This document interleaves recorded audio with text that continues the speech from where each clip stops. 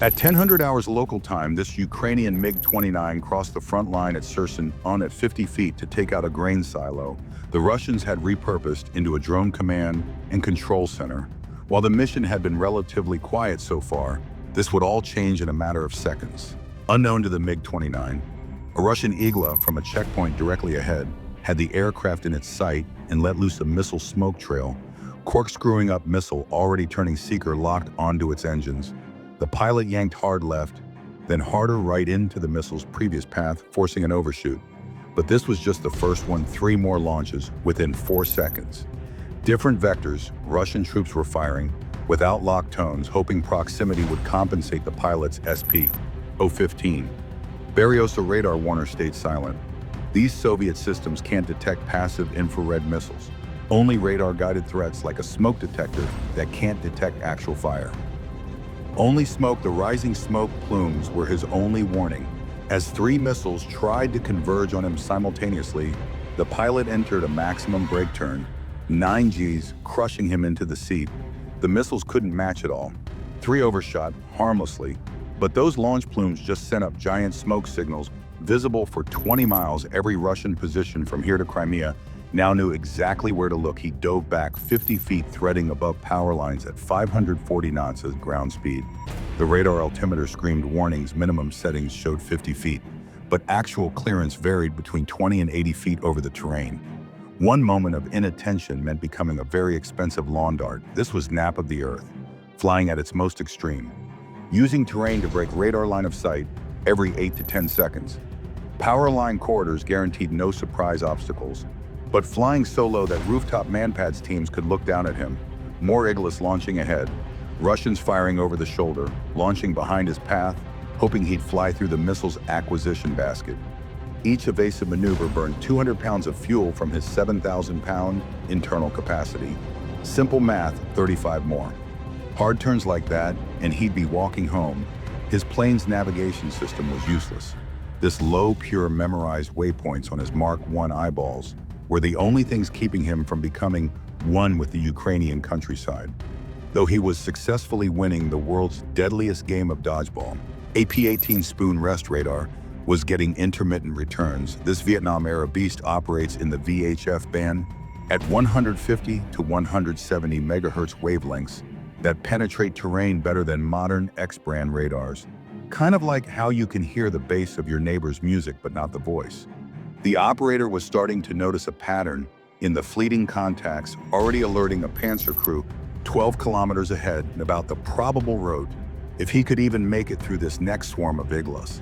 The newest inbound Iglas could see both near IR and mid-IR signatures, designed specifically to resist flares. His 30mm chaff flare dispensers held only 60 cartridges total, and he had already used 6. The math was getting worse by the second. Another checkpoint ahead tried their luck, but firing at a jet moving 540 knots from a standing start was like trying to hit a bullet with a rock. The missile went stupid, immediately corkscrewing into a field, banking hard around a radio tower. The pilot checked his 6 clear for now, but more smoke trails were rising from positions he had just passed. They were calling ahead, vectoring every air defense asset toward his probable route. The entire occupied territory was waking up, like he had just kicked an anthill. His SP-015 threat receiver started chirping, search radars coming online, painting him trying to establish track in minutes. Every SAM system within 50 miles would know exactly where he was. But first he had to survive the next 30 seconds as another manpad team appeared on a factory roof. The missile was already leading the rail, and he was out of maneuvering room between the power lines. The factory roof Igla forced him up to 200 feet, dangerous exposure, but better than getting hit by a missile. The SP-015 threat display immediately exploded with contacts. Multiple radar systems painting him across different frequency bands, each spike representing a different threat.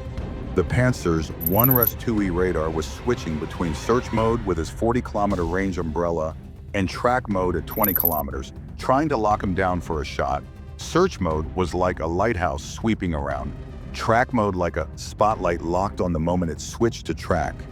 He would have only seconds before a missile launched. The pilot executed a notch filter maneuver, turning perpendicular to the Pantsir's radar beam, when you move sideways relative to. Doppler radar, your signature blends with ground clutter, and you basically disappear into background noise. But this meant leaving his planned route, adding extra miles and burning fuel.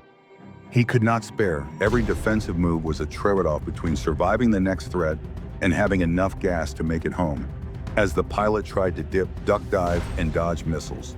The Russians were setting up a classic SAM trap.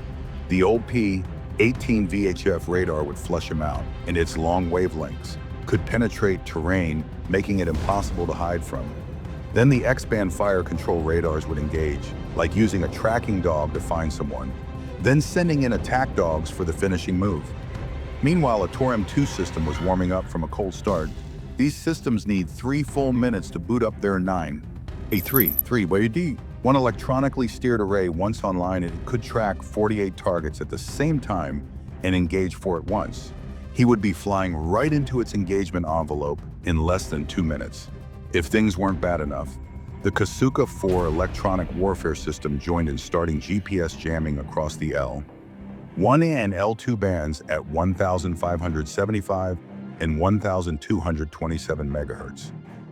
The pilot watched his GPS receiver flicker. 8 satellites dropping to 5, then down to 4. The JDAM needed 8 satellites for optimal accuracy, giving it a circular error. Probability of less than 5 meters with only 4 satellites that might balloon to 30 meters. The difference between hitting the building and hitting the parking lot. But Ukrainian engineers had anticipated Russian electronic warfare tactics. Their modified JDAM-ER had an enhanced inertial navigation system using ring laser gyroscopes even without any GPS. It could maintain 10 meters accuracy for 2 minutes, basically, remembering exactly where it started from and calculating every tiny moment since time. To check the weapon, the pilot switched his stores management system to bit-built, and test data flowed through the interface of the Ukrainian modified pylon. This wasn't supposed to work. American weapons on Soviet jets, but Ukrainian engineers had basically hot-wired a USB connection between incompatible systems. GPS data uploaded, telling the bomb where all the satellites were. Right now, its gyroscope spun-up battery showed 27 minutes of power, though it only needed 90 seconds for a 40-mile glide. Green lights programming the backup impact mode took 3 switch throws. If GPS failed completely, the JDAM would use barometric pressure and inertial navigation. Only less accurate, but still better than nothing. He adjusted release parameters for atmospheric conditions: 5-knot, headwind at altitude, standard temperature, pressure, 29.9. The bomb's computer would factor all of this into its glide path calculations. He trusted the backup system and prepared to release the bomb safely. Now 30 seconds into the initial point. After this, he was committed. No abort, no alternatives. The TOR-M2 would be fully online in 45 seconds. He'd have to climb into its engagement envelope, release the weapon, and somehow survive the egress the pilot took. One deep breath, checked his remaining flares, 48 left, and prepared to point his jet at the sky behind him. The entire Russian air defense network was coming online. Radars, sweeping missiles spinning up, all focused on one Ukrainian MiG about to ruin their morning. The initial point hit the jet like a sledgehammer. The pilot pulled the stick into his stomach, crushing himself with 5 Gs as the MiG's nose went vertical. Twin 33 engines roared to full. Afterburner, 36,600 pounds of combined thrust, turning the fighter into a rocket. The aircraft climbed at 280 meters per second initial rate altimeter, spinning like a slot machine. This was the high-speed yo-yo profile, converting 540 knots of forward speed into altitude. Like a roller coaster using momentum to climb that first big hill. The SPO-15 audio warning changed from the searching weep weep to the solid tone every fighter pilot has. Nightmares about the TOR-M2 had achieved. Track, he knew he must go now. Entrust his training and backup systems through the HUD. He could see his airspeed slackening off as altitude increased 480 knots, 2,380. He needed to reach 15,000 feet before hitting 180 knots, which was the stall speed when carrying stores. The math was brutal. He had exactly 4 seconds in the release window at this climb rate too early, and the JDAM wouldn't have enough energy for his 40-meter glide too late, and he'd stall with a missile inbound. The TOR-M2 launched. The pilot didn't see it, but the SPO-15 screamed the news. 9M, 3, one missile airborne accelerating to 850 meters per second with its 15-kilometer range and 10-kilometer altitude. Sealing intercept in 11 seconds. JDAM release in 6 seconds. He kept the stick buried in his lap, fighting every instinct to maneuver the weapon needed stable flight for clean separation. Or it might tumble instead of gliding passing. Through 12,000 feet, airspeed down to 250 knots. The missile was boring in its command guidance link, with the ground radar updating its intercept solution 10 times per second.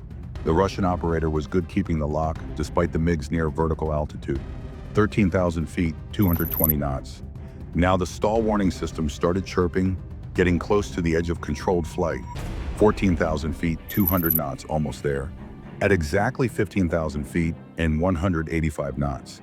The pilot pickled the JDAM. The pickle button sent 28 bolts through the store's management system to the pylon. Explosive bolts fired with a distinctive thump he could feel through the airframe. He trusted his training and backup systems to guide the bomb. The 500-pound bomb fell away, initially tumbling, then its GPS receiver acquired satellites in the flight control computer, took over gas generators, deployed the diamond-shaped wings with a puff of white smoke. The weapon immediately began its 40-mile glide toward the grain elevator, where Russian drone operators were conducting their morning strikes against KISS. But the pilot couldn't celebrate yet. He needed 2 more seconds of predictable flight for clean separation. 2 seconds of that felt like hours with a missile closing at twice the speed of sound. 1001, 1002, separation confirmed. Now he could fight. Rolling inverted, he pulled through into a split. S defense diving hard back toward Earth. 6 B chaff cartridges fired from the dispensers, blooming into a 100-meter wide cloud of radar-reflective aluminum strips. The 9M3-31 missile used command guidance until terminal phase. The ground radar had to maintain lock to steer it. The pilot's sudden dive created a Doppler notch radio velocity relative to the radar approach. 0, making him vanish from their screen like a ghost. The Russian operator switched to his optical backup channel, trying to manually guide the missile through the chaff using a TV camera. But it was like playing the world's deadliest video game with a massive lag while someone threw tinfoil at your screen. He trusted his backup systems and hoped to return to base safely. The pilot timed his dive perfectly, putting the missile above him just as his proximity fuse armed at 500 meters. The weapon detonated 300 meters away, close enough that the warhead sent tungsten fragments everywhere. One fragment punched through the port engine compressor section with a sound like a hammer hitting a bell. Exhaust gas temperature immediately spiked into the red. The pilot throttled back to idle, then shut down the damaged engine completely. Fire warning lights stayed off. Good news, but he had just lost half his thrust, 40 meters behind enemy lines. The MiG-29 was designed by engineers who assumed everything would break eventually. Single-engine flight was completely doable, but not ideal when everyone and their mother is trying to take you down. The MiG screamed over Hola Pristin at 800 feet, and the entire city erupted. Every Q-23 anti-aircraft position opened up simultaneously. Twin 23mm autocannons, pumping out 950 rounds per minute each. The Russians were using barrage fire technique, not aiming at where the plane was, but creating walls of steel where they calculated it would be like shooting skeet. Except the clay pigeon is doing 500 knots and actively trying not to die. Every 5th round was a tracer. They looked like Star Wars laser effects from the movies. But in real life, they meant a projectile, bigger than your thumb, screaming towards you at twice the speed of sound. The Russians had set up an ambush flak trap, holding fire until he was committed to his exit route with no room to maneuver. Smart tactical thinking, the pilot had to stay focused and use every trick he knew to survive.